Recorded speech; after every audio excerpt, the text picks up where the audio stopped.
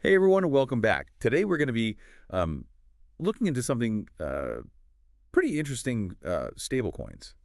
They're digital tokens, but unlike Bitcoin or whatever, um, they're designed to hold a steady value. Yeah, they're usually pegged to something like the US dollar, makes them, well, more stable. Exactly, and get this: the U.S. government, those guys who used to be all like crypto's bad, well now they're like all about stablecoins, big time. It is quite the turnaround, isn't it? It's a total 180, and we're talking potentially huge shifts, like maybe even free banking 2.0, where banks start issuing their own digital dollars. Imagine choosing which digital dollar works best for you, right? Like shopping for the best interest rates, super fast transactions across the world. Yeah, it could totally turn the financial system upside down. So to really dig into this, we're looking at this article, right? It talks about how global stuff is making the U.S. kind of nervous, like de-dollarization. Have you heard of that? Oh, yeah, it's a big deal. Basically, other countries are looking for ways to not rely so much on the US dollar for trade, for reserves, for everything. So for decades, the U.S. dollar's been king, right? The most trusted, most used. But now, what with inflation and China doing their digital yuan thing, Competition is heating up, that's for sure. And the US dollar isn't looking quite as unbeatable as it used to. so they're looking at stablecoins to kind of keep the U.S. on top. Exactly. The article even quotes Scott Bassett, former Treasury Secretary. He said, flat out, we are going to keep the U.S. the dominant reserve currency in the world, and we will use stablecoins to do that. Wow, that's pretty bold.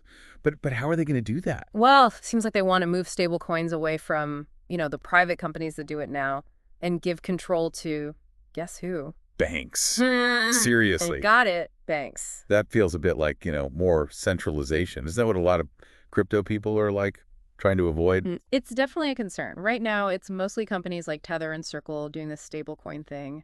But the government thinks banks are, well, more trustworthy, especially with all the regulations they have. Makes sense, I guess. I mean, we're used to banks, right? But would you feel safer with a bank stablecoin? The article also talks about free banking 2.0. Now, that's where it gets interesting.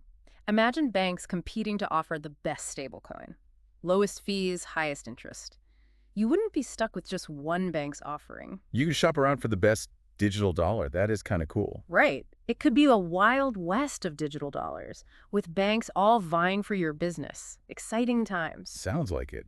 But, there are two sides to every coin. Competition's good, but are we talking about more security, better regulation, or is this still going to be a bit of a free-for-all? And that's just the tip of the iceberg. This isn't just talk, things are already happening. Executive orders for a strategic Bitcoin reserve, a whole stockpile of digital assets the U.S. is holding. Whoa, that sounds kind of cloak and dagger.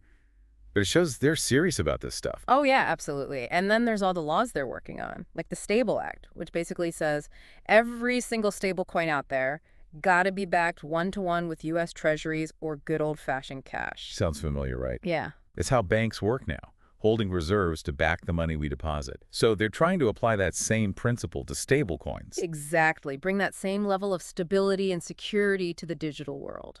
And then there's the Genius Act, which would, get this, let national banks issue their own WN stablecoins, all under the watchful eye of the government. Like giving the old guard a ticket into the digital age, huh? It's moving fast. For sure. Oh, and can't forget the IRS. They're easing up on crypto taxes. Must be a sign they're getting ready for everyone to be using digital currencies. Removing those barriers, making it easier to jump in. Smart move. Seems like the government's all in on this stablecoin thing. Yeah. But let's step back a bit. The article mentions this really interesting parallel to the period between 1837 and 1863 in the U.S. Back then, banks were actually issuing their own currencies. They called it free banking. Right. No single national currency. Every bank had their own banknotes. They were all competing for acceptance, trying to get people to use their money. So are we talking about free banking 2.0 here? Same idea, but with digital dollars. That's the big question, isn't it? Just imagine banks competing to offer the best digital dollar, safest, lowest fees, highest interest, fastest transactions. It could revolutionize banking, give us more control over our money. That's a lot to take in. This free banking 2.0 idea is fascinating, and it could have a huge impact on how we all bank, spend, and save. But before we go dreaming of a digital dollar utopia, we need to be realistic, right? What about the potential downsides? What could go wrong? All right, so we're talking free banking 2.0, this huge potential shift with stablecoins and banks issuing their own digital dollars. Sounds pretty amazing, but gotta ask, what could go wrong? Right. Every big change has its risks, especially when you throw new tech into the mix. And the article, it doesn't shy away from that. Good, good. So let's talk about the dark side. What are people worried about with these stablecoins, especially if banks are running the show? Well, one big one, and we touched on it before, is centralization. If a few big banks are controlling all the stablecoins, does that really give us more freedom or less? It's like the whole point of crypto was to get away from those big institutions, right? Yeah. Put the power back in the people's hands. But if we just end up with mega banks controlling stablecoins, haven't we gone backwards? It's a valid point, for sure. And the article brings up another thing. What about the government, the Federal Reserve, how they control the economy? Monetary policy, right? Yeah. Interest rates, all that jazz. Yeah, exactly. If stablecoins become like the main way everyone pays for stuff, central banks might lose some of their power to, steer the economy. And who knows what could happen then? Okay, so we got centralization worries, potential monetary policy chaos. What else are the experts freaking out about? Well, security's a big one. I mean, we hear about crypto hacks all the time, right? What's to stop some super hacker from going after these bank stablecoins? True, true. And if they manage to steal a bunch or break the system somehow, wouldn't that like ripple out and mess everything up? People would lose trust, maybe even lose their money. Exactly. And that makes me think about another thing. How stable are these stablecoins really? I mean, sure, they're pegged to the dollar, but what if that peg breaks? Yeah, what happens if suddenly a bank stablecoin isn't worth $1 anymore? It all comes down to the issuer, right? They got to have enough reserves to back up those stablecoins, and they got to manage them properly. If people lose confidence or something goes wrong with those reserves. Boom, the stablecoin could crash. And then everyone panics and tries to cash out at the same time. Like a digital bank run, the whole system could implode. That's why the Stable Act, that law we talked about, it's trying to prevent that by making sure issuers have enough reserves. But who knows? Maybe it won't be enough. It's a tough one, isn't it? Regulation. On one hand, you need rules to protect people. But too many rules, and it could stifle innovation, make things slow and clunky. Finding that balance is key. And then there's the privacy issue, which a lot of crypto folks are super concerned about.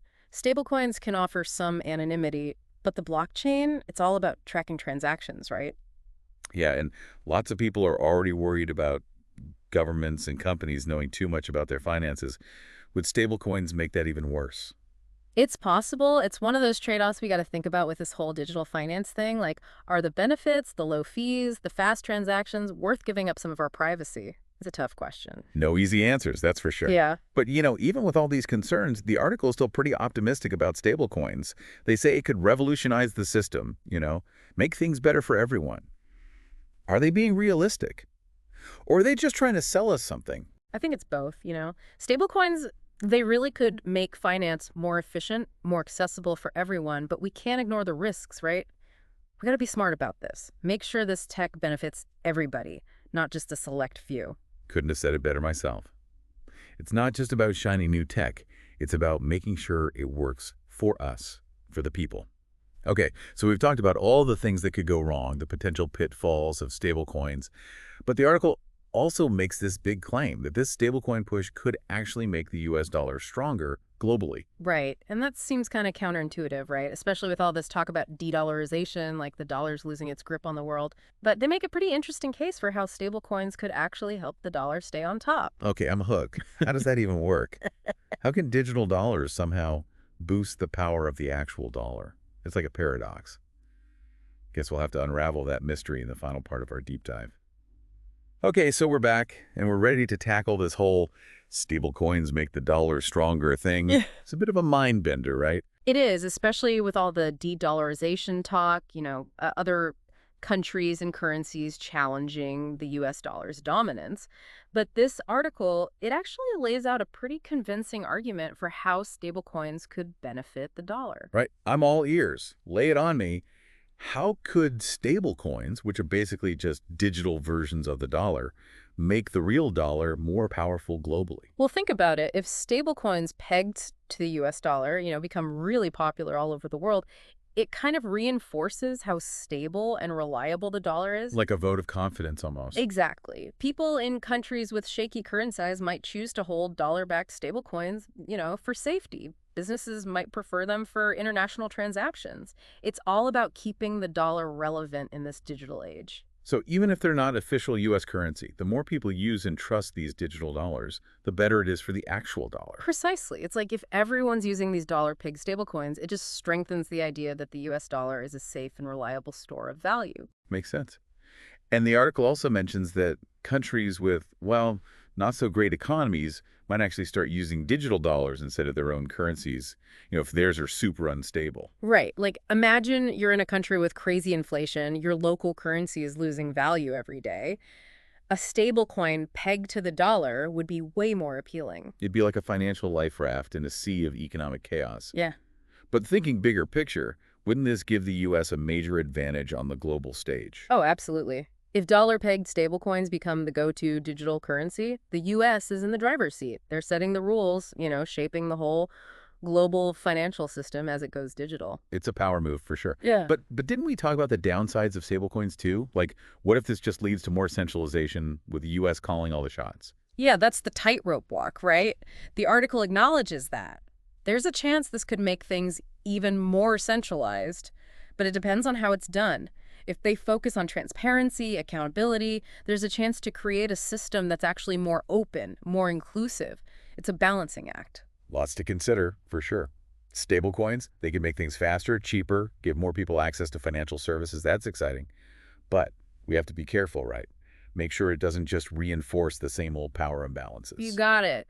It's not about blindly embracing new technology. It's about making sure that technology serves us, serves everyone, not just the people already at the top. So where do we go from here? What should we be doing, the average people trying to navigate this potential financial earthquake? Knowledge is power, right? We got to understand what stablecoins are, how they work, what the risks and benefits are. Don't just sit back and let it happen. Get involved, ask questions, challenge the assumptions. Be informed, be engaged, and make sure our voices are heard. It's our financial future they're talking about, after all. You said it. This whole financial landscape is shifting, and we need to stay informed, adapt, and make sure our choices align with, our values and our goals. Wow, what a journey this has been. Started with crypto skepticism, and now we're talking about a full-blown financial revolution, concerns about centralization, the promise of a more inclusive system. It's a lot to unpack. The key takeaway is this. The future of finance is being written right now, and we all have a role to play in shaping it. So to everyone listening out there, we urge you, dive deeper into this whole stablecoin world. Check out the article we've been talking about. It's got a ton of great info. And ask yourself, what will your role be in this financial revolution? Thanks for joining us on this deep dive.